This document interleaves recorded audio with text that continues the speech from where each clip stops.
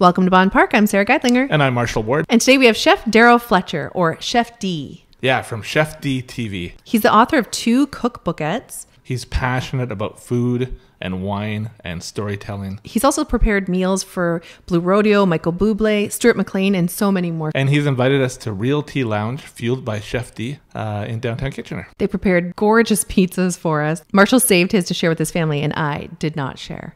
Yeah, wood-fired pizza. Here he is, Chef D.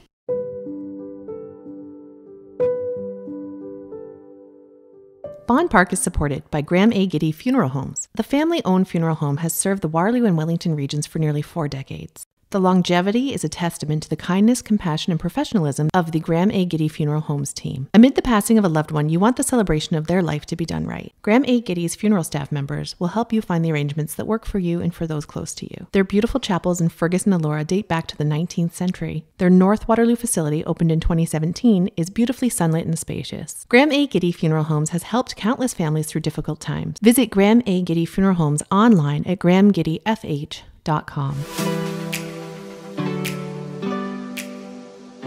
We are supported by July Nail Bar. At July Nail Bar, their goal is to ensure that all their guests receive exceptional customer service while feeling safe and comfortable, knowing that July goes above and beyond in their daily cleaning procedure and COVID-19 protocols. And July Nail Bar is indeed a bar where, under normal circumstances, you can sip wine, beer, or specialty coffees. During this uncharted world we're living in, remember the importance of self-care. And July Nail Bar wants to be a part of it. They cater to what you want in your personal manicure or pedicure service, from maintenance to luxury to full relaxation or enhancements. They have an incredibly talented team that can make your nail art dreams come true. Let them help express yourself. At July Nail Bar, they believe that loving your fingers and toes, hands and feet, can help you keep the feel-good energy. Don't miss out on July Nail Bar's upcoming promos and giveaways. Follow them on Instagram at July Nail Bar, where you can also find the link to book your appointment online. That's handy. July Nail Bar is located at 112 King Street South in Uptown Waterloo, or visit them online at julynailbar.com.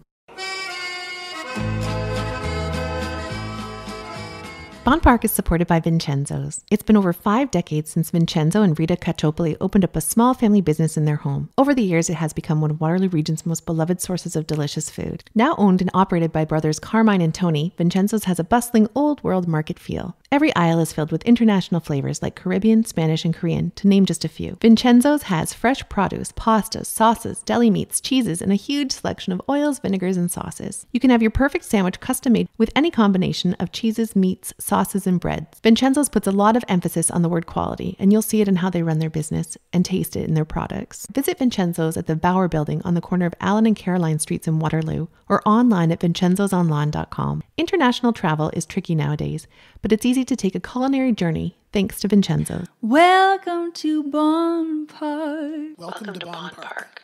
Welcome to Bonn Park. Welcome to Bonn Park. Welcome to Bonn Park.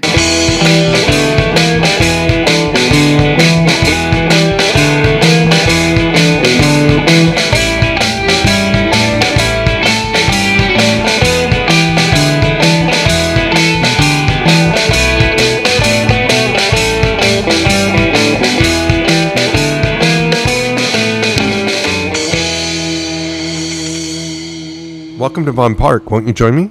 Chef D, thank you so much for joining us on the show today. It's great to be here. We're so excited to be here. I'm trying hard not to eat this pizza that was made specifically for me, to shove it in my face all right now. It's a gluten-free pizza, vegetarian. Right.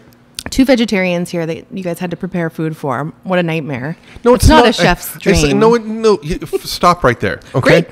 Because it's funny you say that. And we've catered for a lot of bands. And one of our favorites was always Stuart McLean. Mm-hmm. And he's so gracious. And he always made that, from the person looking after merchandise to the soundman, they all ate at the same time, right? And it was all this communal table. Really great. And we got to know them. We got to know them intimately, and it was amazing. And Stuart, on his rider, said that he was a vegetarian, and he really wasn't. But because bands and that get such bad food on the road, that they said that you would have to think about doing something vegetarian-wise. So they challenged us, right, to do this, vegetarian, and we've done it for other bands as well, and I can drop names galore. But it's fun, and now seeing it, and not, okay, I've been a chef now a long time, almost 40 years, right? And when we were first doing this in restaurants, and you probably felt this, is that you'd go and you get a vegetable pasta or something like this. But now there's so much more. There's the beans, and then you put the quinoa, and there's so many great different flavors happening. And yeah, it's just absolutely fantastic. So then why do we feel so apologetic when we're talking to because chefs? we're Canadians. Oh, right. I could be served a steak, and I would honestly say thank you, and I'd eat like the beans on the side. Right, 100%, I would. right? Yep, Yep. I would. So we've met before. Okay. I used to be the photographer for Taste Local, Taste Fresh every year in kind, and wonderful event. And I would see you at various different pairings, all kinds of stuff going on. Oh, it was great. But you know what? You've always had an energy. It can be a weird day. Yep. You get to know, some of these faces. People can be frazzled. People can be excited. People can be waiting for their food to arrive or their farmer to get there. Yep. Taste Local, Taste Fresh, for people that don't know, is this event put on by FoodLink, and they pair a restaurant or a chef with a local farmer, and it's just a beautiful event, and I was lucky to be a part of it. But you were always there with an energy. So arms wide, come try this food. Yep. Inviting people, like, come and join me to the experience with this thing, and never frazzled. And I love to see that about you. Yeah. It's always been that way. So that's where we know each other Okay, from. cool. And Marshall has a special connection to you. Yeah, so I've watched every episode of Shifty, multiple times, some of them. I'm just gonna and eat. it's my favorite show on Rogers TV. And thank you. yeah, I actually got to meet Shefty the briefest moment ever. It was at the Stratford Garlic Festival when it was still outside. Yep. And Shefty was just had a moment where he wasn't doing anything or nobody wanted his time, and I just had a second to say, "Hey, I love your show. I watch it every week." And he said, Got to fangirl. graciously said, "Thank you." And then there was somebody who wanted to whisk him away somewhere. But the Stratford Garlic Festival was really fun. I especially loved it when it was outdoors. It was really great to be part of that as like almost their inception, right, with Warren. And we actually had Warren on our TV show back when we did the live show, and just, got to learn about more Ontario garlic and the different varieties of garlic, right? It's just not one. And I remember muesli being one of them, and then it kind of goes by there. But just have a bigger appreciation for how to store garlic, what garlic's really supposed to taste like. And that was an amazing. In all the shows I've watched of Shefty TV, or at home with Shefty, I find that the focus is always on the meals you're making and the guests you have, but I actually don't feel like I know anything about your beginnings and how you started. I just don't recall you ever talking about those things. I read in a bio that it all began with the Galloping Gourmet. It truly So did. I did some research, and I fell down a rabbit hole. Yes. That's some funny stuff. Wouldn't fly today. No. So the Galloping Gourmet, Graham Kerr, it was, okay, think about this, and maybe you guys are too young to know this, but it was a black and white TV, like a 14-inch black and white TV, and Graham was cooking chicken coq au vin, right? And he split the chicken down, and I could and to this day, I can see it, I can taste it, and I just loved how he was so passionate about this food. And I grew up in the 70s, and there was a lot of my friends who we'd get invited to cottages and that, and they wanted to learn how to break apart a motor in a boat, right? I so didn't want to do that. I wanted to learn what the ladies were doing in the kitchen, For sure. right? And so there's a lot of them going like, their dads were going like, "What the heck's wrong with your buddy?" To now they're saying, "Hey, I remember him when he was in my kitchen, years and years ago." And in high school, this is back before we had the opportunity, or the kids have the opportunity now to study cooking, right? I want to take home ec because I want to learn how to cook. That was my whole, but they said, no, you're going to have to learn how to sew first and stuff like that. And I said, I'm out, and then just, worked down the street, actually, from where we are today, in the old Eaton's building, which is now condos, was a restaurant called the Dunblane. Ian Inglis, a local realtor here, his parents had a place there. So I started off as a dishwasher, 14 years old, doing dishes. And probably about a month or so in, our Saturday breakfast cook didn't show up. And the manager couldn't cook. And she's like panicking, going, "What are we going to do?" And I said, "I can cook." No, get back and do dishes. No, I said, "Seriously, I can cook." So that's how it all started, The meal that I hate making the most is how I started this business. You hate making breakfast? Yeah, it's not my favorite Do thing. you like eating breakfast? I love eating breakfast. Oh, okay. Yeah. So you're not a morning person? I know what this silly thing is. I'm up most mornings at 4 a.m. Not far from me. I'm usually a 5 a.m.er. Yep. You're pretty early, 6? Yep. Yep. No, and even in like when I was like truly doing the executive chefing before my own company, I would get into sometimes in restaurants like at 6:30 in the morning and, work till 11 o'clock at night. And the owners would go like, "Chef, I saw the alarm go off. What were you doing?" I said, "I get more done now than I do when people are around me." Mm-hmm. And so, yes, always been the early person. Just, breakfast just was never creative. And I don't know, maybe it wasn't just creative enough for me. I got bored.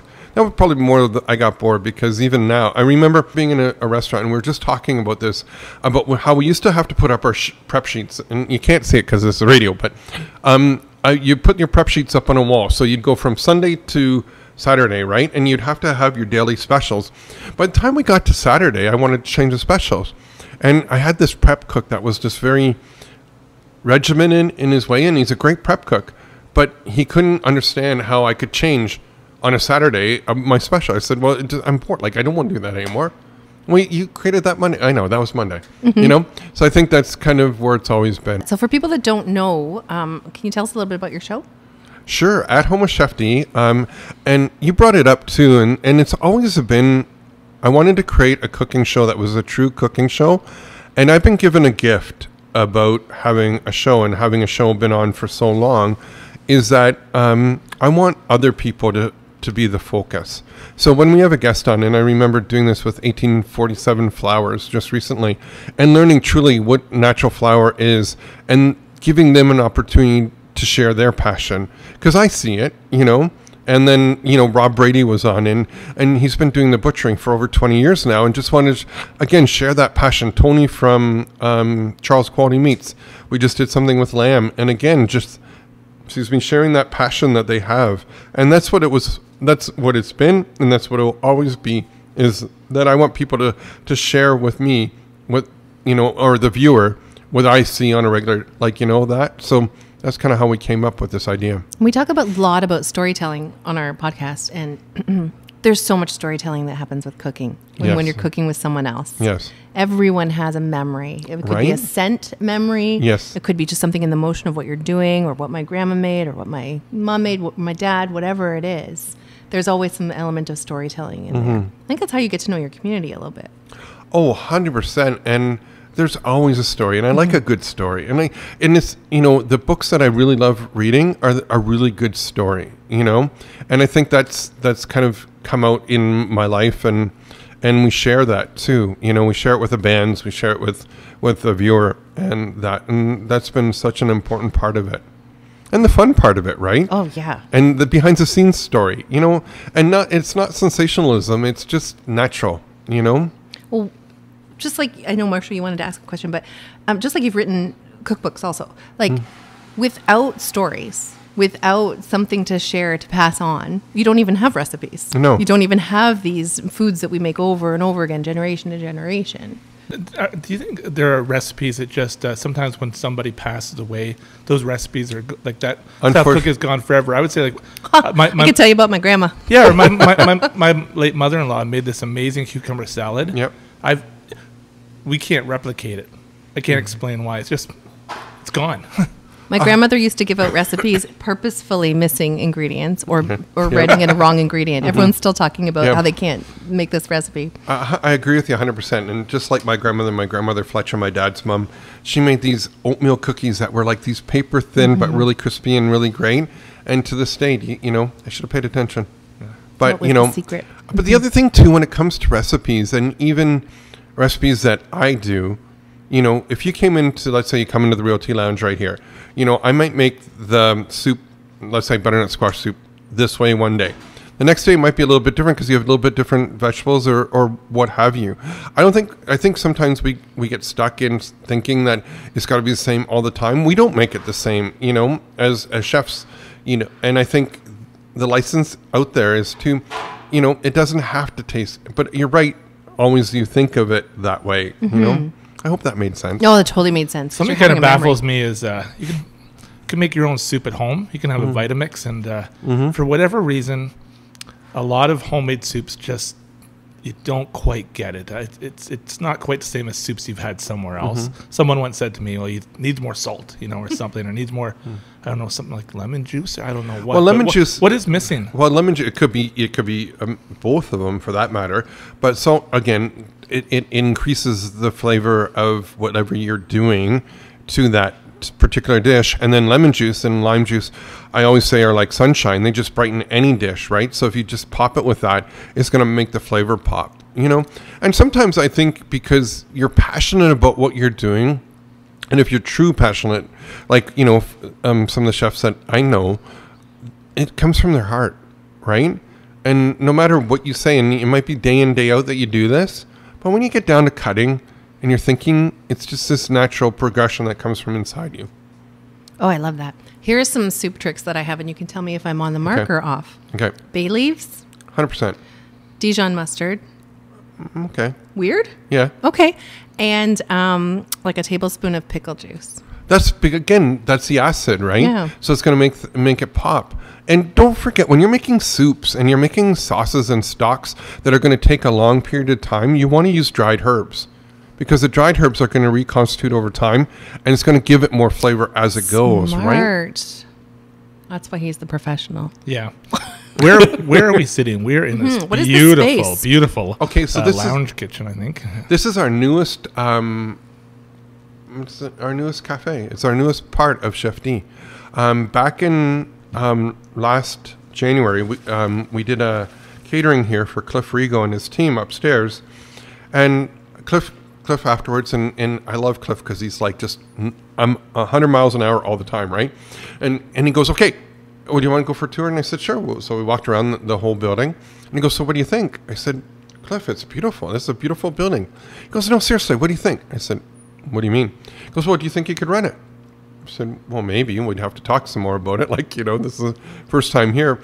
And so he wanted to take it into a different direction. And so here we are. So, go through COVID.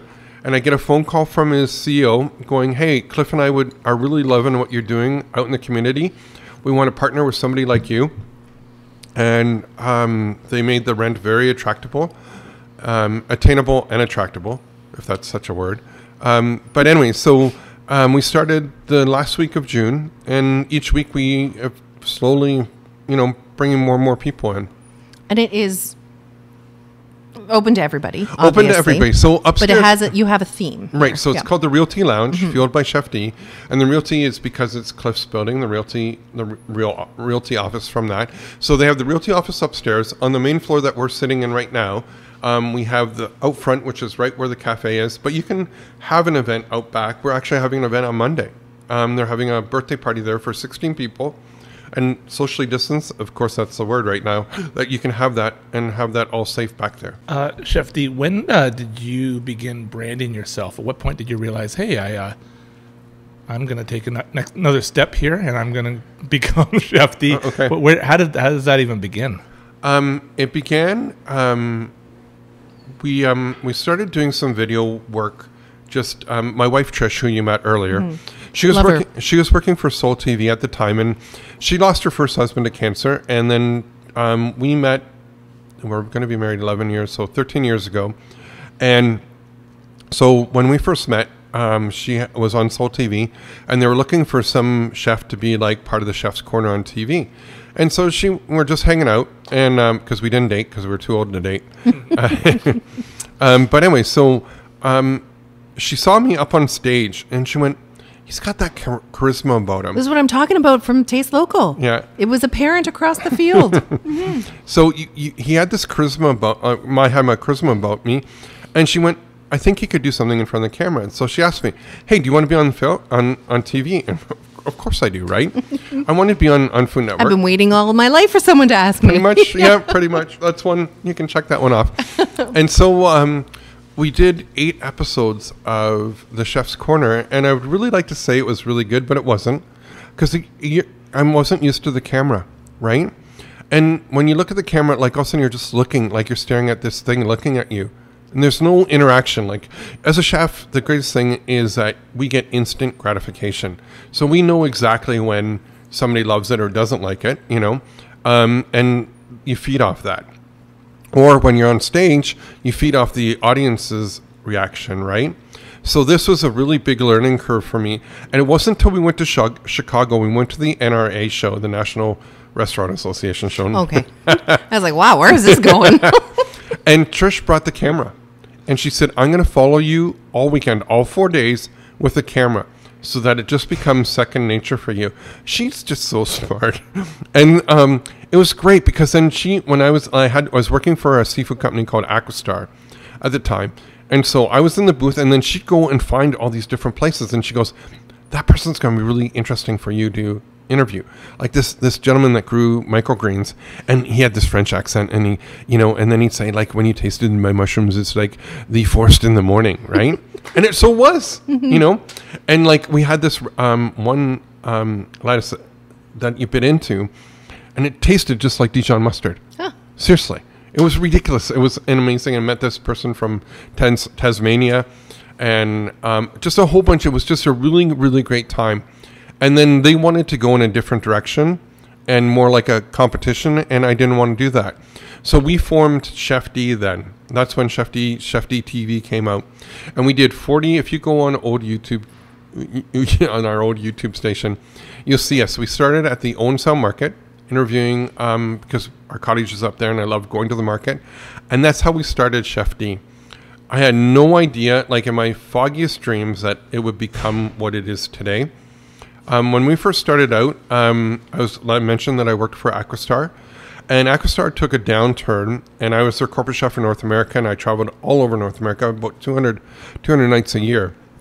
And they took a downturn, and I got let go. And I got a package, and they were very good to me. But it gave me the opportunity to think, okay, so what do I want to do? So I thought, well, if I get a job that, I'm working for companies and doing the corporate chef gig, that that it would be financially viable, that we could do it, right? And that's all I thought about, right? And we started doing that, and Pillars came on board, NutriFarms came on board, and there was one other one, and I'm thinking it's maybe Gailey, but there might have been one. Oh, sorry, not Gailey. It was Oceans and Gold Seal Tuna. So they started paying us per diem, a monthly fee, so it was kind of like having a salary. And it was just, great. We did some consulting and all that. But then all of a sudden we get a phone call, and it's from Rob at Center and Square, CEO, and he goes, hey, do you want to cater for BB King? Yes, please. Right? That's exactly what I said. And all of a sudden this opened the door. Like we catered for BB King. Then we did Kenny Rogers and Pat Benatar. And as I mentioned earlier, Stuart McLean. And then in January, that January, we get a phone call from Rob again going, hey, the guys from Stuart McLean want to know if you'd come to St. Jacob's Playhouse, to cater for them there. And I got to actually introduce them live from the St. Jacob's Playhouse Theater in St. Jacob's. It's a Vinyl Cafe with Stuart McLean. Amazing. And that's kind of, and it just took off from there. And, I got to cater for like Big Bad Voodoo Daddies, who are one of my favorite bands, and we found out that rock stars want to be chefs and chefs want to be rock stars. And so that makes sense to me, right? Yep. And so it just really took off. And then we started doing the band catering, and people said, "Well, do you want to do catering?" Well, we aren't really caterers. Well, and then no. So then we started doing caterings, and then we did like one for 900 people, and then we did one in the middle of a open field where we did like wood fired, and that's how it all started. And it's been an overnight success. It's been 14 years in the making. What a beautiful story. Chef D, I've met a few people who are from France. Yep. And my neighbor recently, I was saying, is there anything you really miss food-wise from France? And she says, well, the bread, right? I was going to say bread. And I said, well, we have bakeries in town with French bread. And she goes, no. No. What is it that people from France are, what is it they're missing or looking for in that bread that they're not getting here in Canada? I think it's a water, and I think it's and again, it's a memory, right? It's a memory, and that memory is always bigger than sometimes reality, right? And I think some of that, like you can go to Golden Hearth, which is just down the street, beautiful, and they have amazing sourdough bread, and maybe the baguettes are just different, and it's a different flour. It's definitely a different flour from Europe to here, so and the yeast would be a little bit different, so you're always getting those different nuances that are going to make that bread really great. And it's funny you bring that up. One of the first shows that we did was and we were in Seattle, and we went and we did Beecher's cheese, and they had a French bakery there. And the reason these three women created it was that they couldn't get their baguettes like they were in France. And then they created it, and this bread was great. Oh, this bread was great. Yeah. So, but I mean, if watching TV has taught me anything, the wheat is being grown in a different type of soil. 100%. There's a different process to the milling, grinding of it. The water. The Italians always talk about the water, and that's why the pasta is different. If you watch Lydia's Kitchen, Lydia will insist that just like that. Those tomatoes better come from Italy. 100%. But I agree with Lydia. I was gonna say, because there's amazing tomatoes being grown right here. There's great tomatoes, but for a canned tomato that you're going to use, there's nothing better than coming from Italy. There's nothing. Yeah, nobody can. Are you talking about science, Shefty? I don't know if it's science. It's just like the Moody tomatoes, MUTTI. You will never get a better canned tomato than that. Yeah, the sunshine is different. The earth is different. Like all those things we were just saying, right? What role does heat play? And I'm a huge chili head. Love peppers. Love learning about hot peppers. In the last 10 years, boy. Hot peppers are also like things I never imagined. You go to the grocery store and there'd be like ghost peppers and all sorts of peppers. What role has hot peppers played in your life? This is one of the best summers that we've ever had for growing peppers because we've had it truly hot, and they love the heat. The hotter the temperature, the hotter that produce is going to be. I just grabbed one of my you did what with my radlers, and this is a jalapeno hot sauce made with pineapple radler from Werler Brewery that we've created. But the same with, like, that's how it started, like, a little bit of chipotle pepper, tasting some different ideas that way. But I like heat, but I like the flavor. Like, I like when you bite into something and then the heat comes up behind you and goes, hi, I'm here. That's what I don't like, if I would never go and order a batch of suicide wings just to say it was like I ate something that hot. I don't get that because you're losing all the flavor on that. And this tongue makes me money, so I don't want to ever affect it, and that's probably why I never smoked. It's funny because you do see a lot of chefs that smoke, even famous ones on shows and stuff like that smoke. I think it's a stress, of for sure. But can you taste? I know. We don't know. What would be some of them? I'm talking about international cuisine now. Yep. I think of some of my favorite food are Indian dishes, or South Indian dishes, especially. And but I think of them as incredibly complex. Like, even if I spent years and years trying in my own kitchen to achieve what a restaurant like Classic Indian can do, I don't feel like I'll ever get quite there with it. Is there a mystique to it or something about some international cuisines? I got to cook with Vikram Vij, and he taught me a little bit about the Indian cooking, and it's layering of the seasoning, it's layering of the flavors. So, you start off by sauteing your onions and your garlic, and then you add in your dried herbs, and then you slowly toast those off. So then, you don't put every herb in all at once. You put in a little bit of this, and then you add another one, then you layer it again. And I think that's where all those different flavors come in. But again, I'm a firm believer that you keep trying and you keep going and you keep getting it. Am I going to have it? If a curry that I make going to be as good as maybe somebody from India? I don't know. It will probably be different because my taste buds are different, and their taste buds are different than trying us to do something.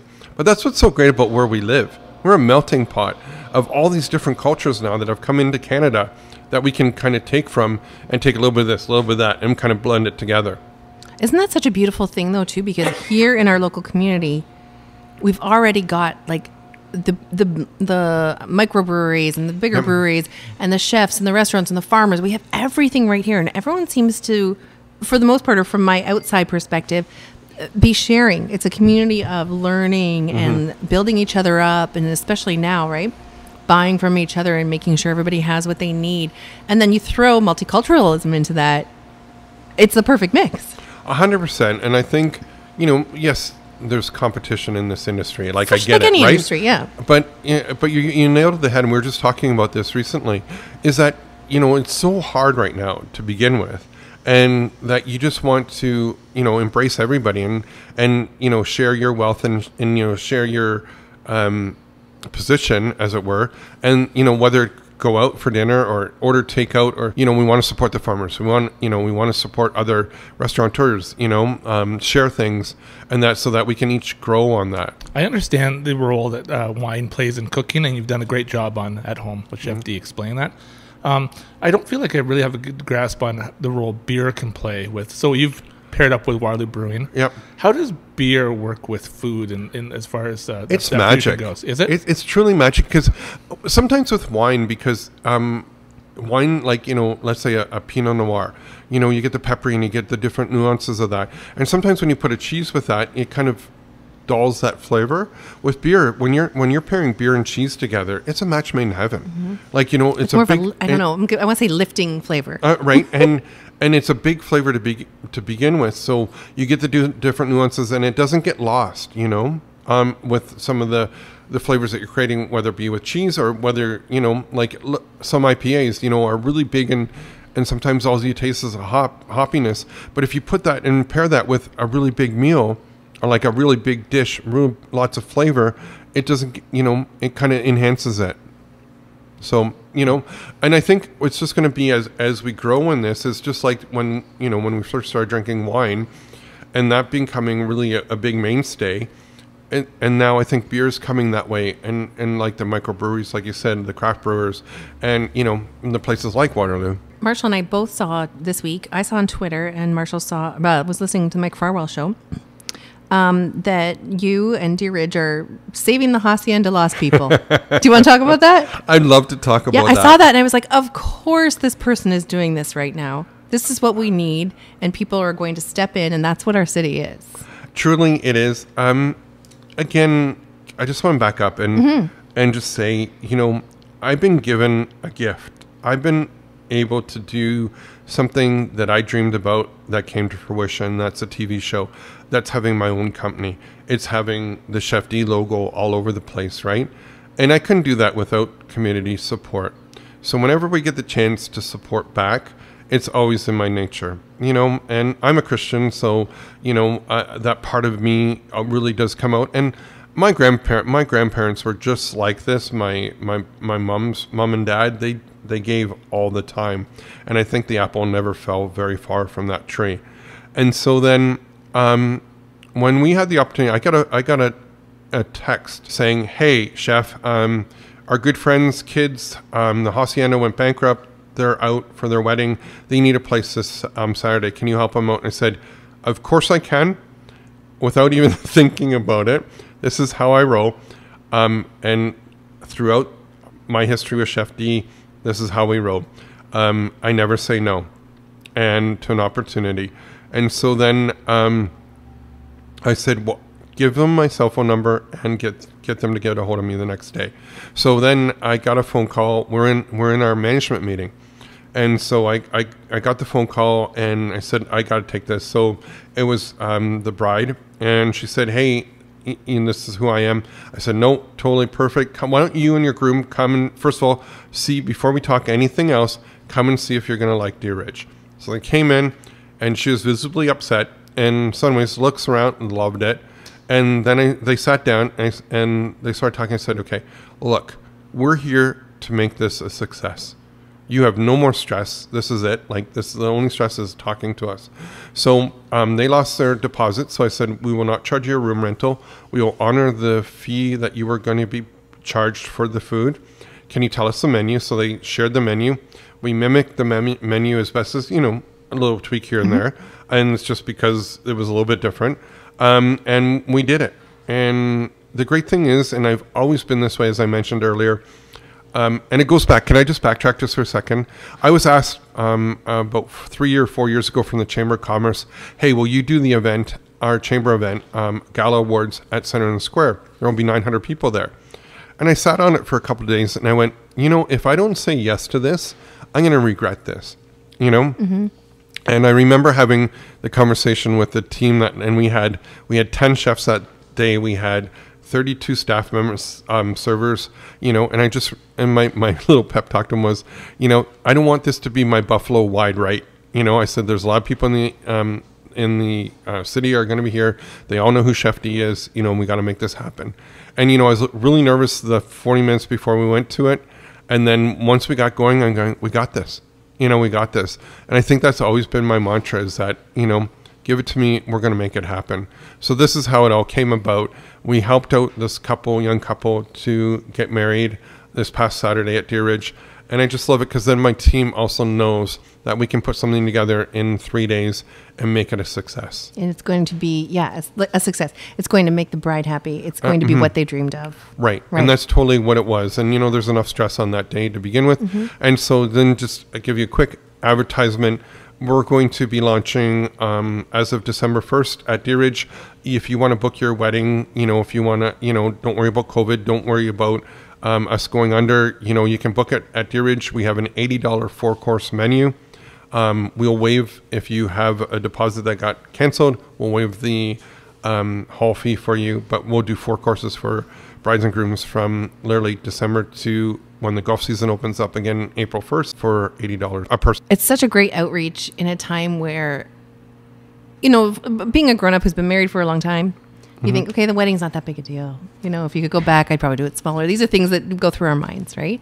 But when it's happening and you're in the thick of it and you got all that planning and the parents and the aunts and everybody's relying on you and your money's sitting out there with everybody. Right. It's a huge stress. Yes. Right? And we want to take that away. Yeah. So, yep. If you're looking for a place, we're here for you. Chef D, something I've seen, I guess the St. Jacobs Farmers Market last year asked me to write a blog on their market website.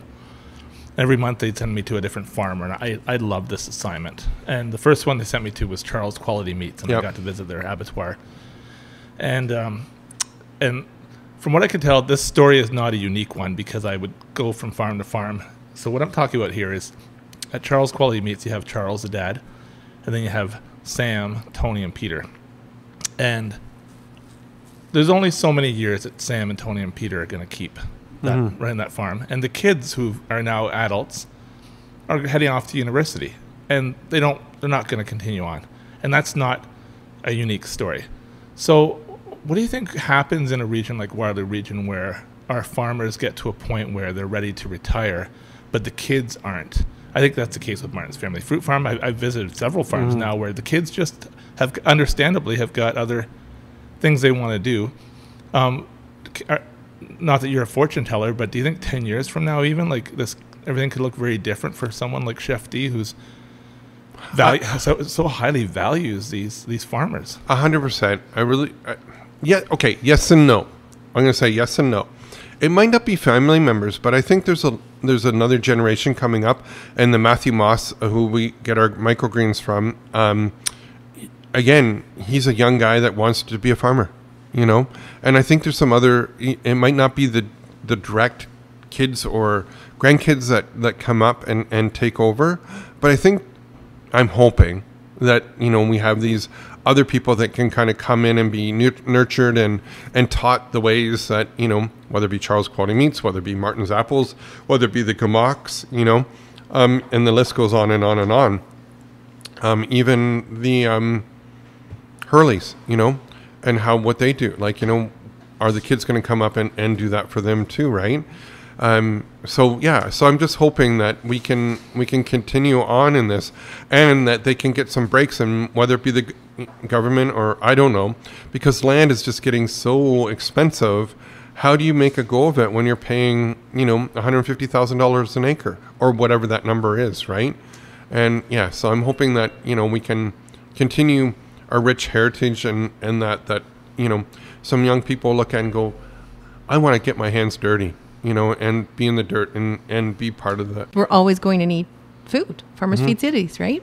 That's amazing if a young person can, like I'm talking about, like stepping into the role where a 6th generation apple orchard, like trying to understand how that works. That's 6 generations of apples, but that's very interesting. If you're seeing there are people out there who are open to it. Do you feel like Waterloo Region has done a good job of protecting our farmland in terms of it hasn't gone too far out? Like as much as Waterloo Region has grown, I feel like there's still a very defined boundary. And I really value the fact that we can live in this town and go to the Premier Institute and within a few minutes, but at the same time we're out in the country within no time.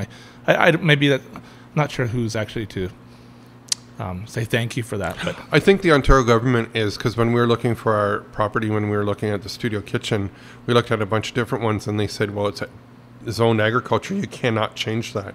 And the government's made mandates because they've made some mistakes in the past, right? And I just really think that over the last little while, they've made the decision that, hey, look, we're going to protect our farmlands because we need them, and that's come a long way. I saw at home with Chef D where you made bread and maybe some other bread-like products, maybe pizza dough. And I honestly had never given a lot of thought to flour, but there's the cinnamon shop at St. Jacob's Farmers Market. I was like, wow, these are the most amazing cinnamon rolls ever. And the guy said to me, we buy this flour that's just a little bit better, this premium organic flour. And it's something I hadn't given a lot of thought to is when it comes to flour. Is that something that people overlook? Do you find as an ingredient like flour, they don't think... Because it's so readily available, we don't ever look at the real true ingredient deck, And, flour, there should be no ingredients to it. It's wheat, And I think over time, we've changed it and we've tried to make it more pure, more white, however we want to go that way. And I think, a lot of these mills, smaller mills are really doing a great job, like 1847 flours that I mentioned earlier, are fantastic. And they'll deliver it right to your door, And it's just a whole different feel for it. And your body digests it differently. And visiting a butcher like Rob Brady, for example, are you at this point still learning a lot from a butcher like Rob Brady? 100%. Like 100%. On your show, like he'll provide a little bit of insight on something, maybe even just how to slice something a certain way. And I think I wonder if Chef D already knows all this.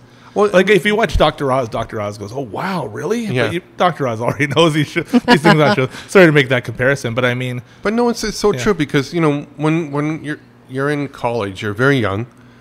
Sometimes you're not paying attention. or not, and and things go by really quickly. So over the years, I glean things off different people, and whether it be a different chef or somebody like Rob, where this is this kind of meat I'm going to bring to you, like a skirt steak, years and years, like what the heck are you bringing to me?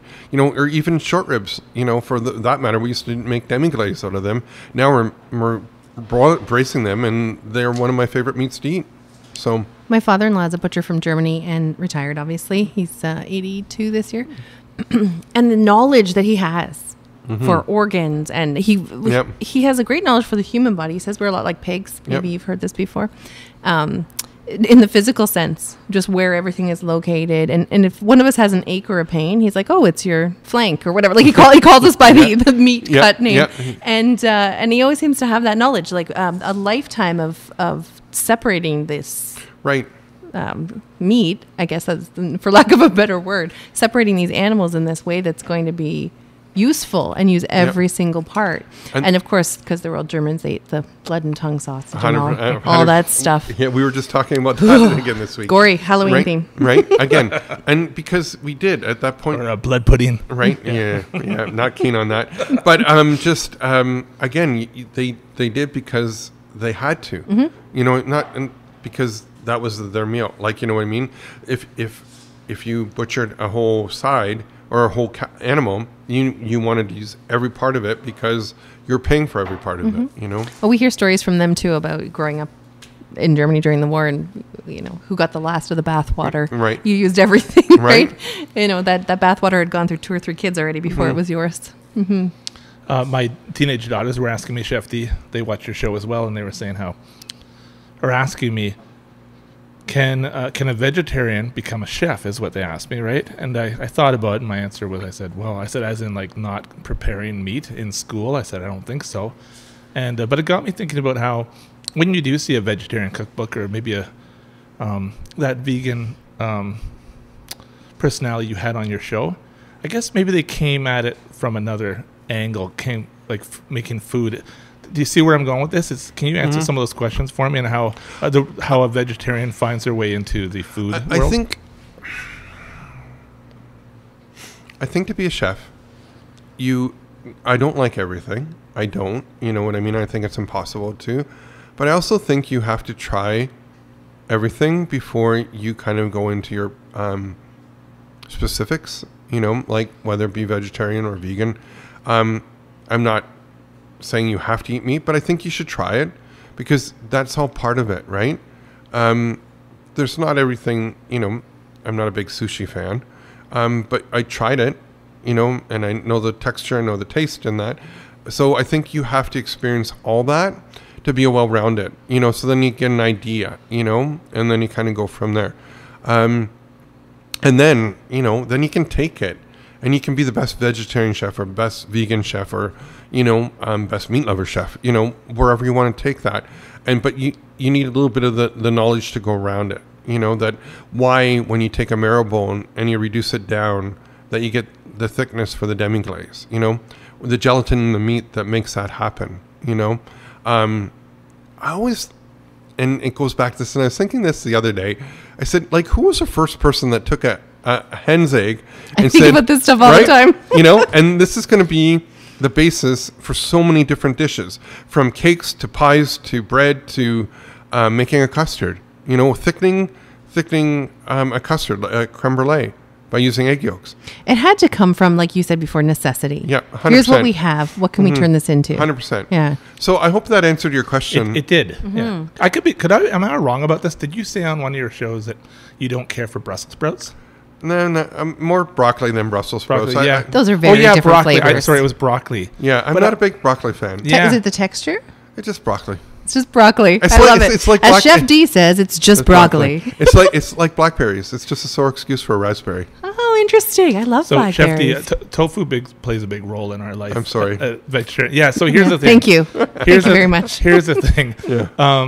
I'll say to my wife, nobody really likes tofu. Like I in agree. terms of what, like it doesn't provide any kind of taste in that. The other thing we talk about is she'll say, cut up the tofu and marinate it so that it's ready for tomorrow. And I'll say, well, I don't believe that tofu is absorbing that sauce the way meat does. Like, in fact, I don't think it matters if you do it a minute before. Or, like, tofu is not doing anything. And so anyways, here I am. I cut it all up and I put it in a bowl and marinate it, right? Put the saran wrap over it. And in the fridge it goes. But it feels like it's almost like it's ridiculous. I agree with you. I'm sorry. I've done the same thing. Anyways, I know the difference between extra firm tofu and medium tofu and tofu that somebody made at the market. And what experience have we had with tofu over the years? We not a whole lot, but we use a bunch of it. So when we have bands and on the rider they're looking for something, we've done a little bit with tofu. We've marinated it. We've seasoned it. We've put a coffee rub on it. Left it out in the sun to dry. Right. Yeah. It's again one of those that just because I'm not eating it every day, and it just looks to me and I just no. I'm not a fan of it on its own. I use it as a binder, like we make tofu rice balls, or we, It can be another ingredient to get to the end result. It's kind of gotta be. Nobody wants a tofu steak. My daughter does. Summer loves just a chunk of tofu straight out of the package. Have you had any veggie burgers that impressed you, like soy-based burgers? Or There anything aren't like that? many. No. No, No, sorry. same as a vegetarian. I've been a vegetarian since I was 12 years old. Yeah. Maybe this is a little tacky, but my favorite veggie burger was one your family hates. The Kirkland burger from Costco. Oh, right. Yeah, right. Right? They don't make it anymore. Right, yeah. And I've decided there just isn't another good veggie burger in the Right. world. See, when you can get ground chuck and that makes it. As we begin to wind down You don't here. want to talk about veggie burgers and tofu more? No, I want to talk about these amazing pizzas you made us. Oh my Tell us about gosh. these pizzas that I'm going to take mine home, share with my family. You are? I love playing with fire. I think I might have been a pyromaniac when I was a kid. I have to ask my parents that. But no, I've always loved cooking on fire. And so when we were looking at building the studio kitchen, I wanted a wood-fire pizza oven. We found one which was good. And then one night, couldn't sleep. I was up online and kind of looking. Authentic pizza ovens are from Portugal and have fallen in love with these ovens. They do great things. So that's how that started. But then through you're having a gluten-free crust. It's so good. And a company out of Toronto, Toronto, well, more so Mississauga, said to me, "Hey, chef, I have the best gluten-free crust." Right? Agreed. And I said, "Yeah, whatever." Right? And then we took it with us when we did Rock the Park our first summer to 2 summers ago, because we didn't do it this year. Yeah, 2 summers ago. And some people were like, chef, like, what is this? This isn't normal. Like, this tastes so good. And so that's, you know, I know they use some amaranth flour and they use rice flour and that. So it gives it a really nice flavor and that. So that's that one. But we also do like a regular one, because we're here at the cafe and we don't have the facilities to do this, to roll out the dough and have the flour, and it wouldn't work here. So what we do is we use Deer Ridge as our kind of commissary kitchen. We actually bake the crust for about 20 seconds, and then we bring the crust here, and then we just finish it. So we put the toppings on, and then we just fire it in, and there's still enough like yeast in it that still makes it pop up. Like, we still get the bubbles. It's a very thin crust. It's not like your normal Neapolitan crust where it's thin and then that chewy at the end. No, this is a beautiful. Right. This is more like I like maybe refer to as a cracker crust. And there's another place that I just remembering. I was at a food show, and they're from Edmonton, and I will get the name of it. They do some really great gluten-free products. Their bagel was like, I went, really? This is a bagel, gluten-free, and it rocked my. If was you're amazing. saying it, I'll believe it. Okay. Can I go back to this oven? This outside. Yep. So this came from Portugal. Yes, it did. So this is a like a wood on fire oven on your front space here, facing King Street, downtown Kitchener. It's beautiful. What else do you make in there? And why does Portugal have the best pizza oven? I don't know if they have the best pizza oven, because I think Italy does a great job as well. But just the ones that you can, mobile ones like that we're using. So it has a steel outside, but it has all the blocks inside. Like that oven has traveled all over Ontario with me. So it's mobile, where the other kind would be like a permanent fixture in your space. Okay. And no, they've just the heating and how it performs. In that oven, I've cooked steak, like Wagyu beef. We put it on a cast iron fry pan because it's so well marbled. If you don't do that, you get flames everywhere. And then like halibut on a cast iron fry pan in that wood oven is to die for. So it's a multi-purpose thing. 100%. It smells so amazing. It's funny you say that, because some of the neighbors in the summer went, "What's that smell?" And that's how they found us. Isn't that fantastic? That's our community story right there. Right. Yeah. I was talking to Carmen at Vincenzo's a little while ago about pizza, and he said how, you know, pizza is at its most beautiful in its simplicity. Like, just you don't need to put a whole pile of items on. Just keep it simple, and that's really, he said, there's some odd things that go on in North America when it comes to piling on. I remember also an episode of Lydia's Kitchen where she said she was making pasta and she was stirring in some good quality pasta with a sauce, and she said, I don't know where this came from, where you heap on piles of sauce on top of the bare pasta. She says, I'm not sure. Is that how you see Italian cooking as 100%, well? And I love Italian cooking. Like, that's truly, out of all the regions and out of all the cooking, Italian's where I love going back time and time again. What's your favorite Italian dish to make? Ossobuco. I don't know what that is. What is it? It's braised veal shank.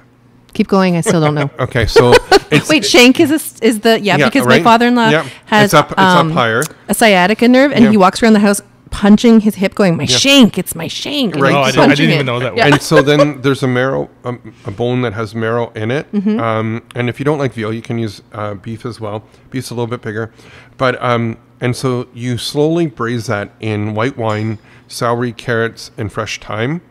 And then the whole house just smells this beautiful flavor, right? And serve that with a mushroom risotto. It doesn't get much better than that. You had me at the mushroom risotto.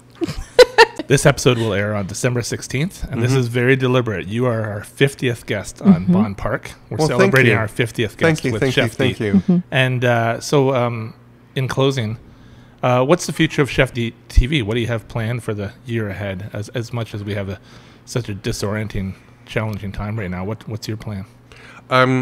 There's probably going to be another acquisition, as it were, come up in probably the spring. And then hopefully, we get to do a new show, and it's going to be called In My Backyard. And I would like to start it because this past summer we got to go on a tour bus, and we toured around doing our cottage show. And I went, this is really great, but we're going to take this one step further. I'd like to start in the Rock in Newfoundland, and come across. I know we've done a lot in Ontario, but come across and find, like Alan Doyle, for instance, when we're in Newfoundland, he takes us to his favorite place to eat. You know, takes us to his mom's house, who makes some really great bread. If you've read his autobiography, And then then had to cross the country for 3.5 weeks in a tour bus, going to all these different little hidden gems and sharing with the viewer what I'm seeing, and then doing, whether it be a daily podcast or a video cast or that is, that would be a dream. And maybe even when we're in Manitoba, taking the Via train up to Churchill and then come back down, maybe it might have to be a month-long trip, but that's really what I would love to see, Chef D, plus everything else that we're doing, and let my team go, and away we go. Sounds like a lot of fun stuff is coming up. Yeah, it sure is. Oh, this was so fun, Chef D. So fun. This was like my dream podcast that I wanted to do for a long time now. Well, thank you so much for having me on. You guys are very kind to come and do this, and I just love sharing kind of the background and where we've come and where we're going to go. All right, good luck in 2021. I appreciate it. And hope you'll talk to us again sometime. 100%. I'll come back on anytime you want. Well, we're coming where the pizza is. Okay. Cooking with Chef D. Won't you join us? Hey all, thanks for meeting us in Bonn Park. Please like, rate, and subscribe to our podcast on the platform that you're listening to. And follow us on Instagram and Twitter at Bonn Park Podcast. Original music by Alan Love.